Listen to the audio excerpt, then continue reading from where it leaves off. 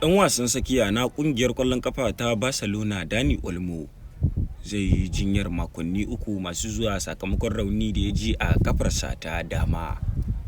Babban kotun birnin Catalonia ta wanke tsohon ɗan wasan baya na tawagar ƙasar Brazil Dani Alves daga tuhume-tuhume da ake yi masa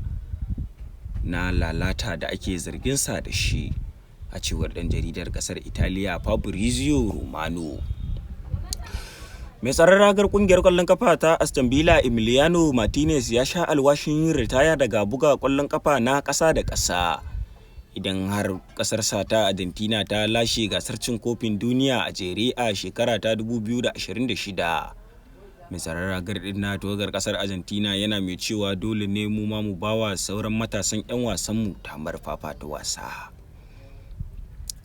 Ɗan wasan tsakiya na ƙungiyar ƙwallon ƙafa ta Real Betis Giovanni Cardoso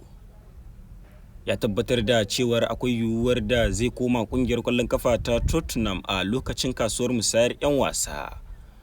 Ƙungiyar ƙwallon ƙafa ta Tottenham ta kori ɗan wasan tsakiyarta na tawagar ƙasar Argentina Giovanni Lo Celso zuwa ƙungiyar Real Betis a bara,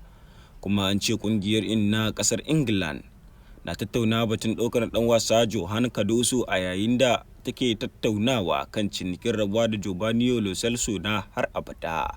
a cewar kafar yada labarai ta Sportmail.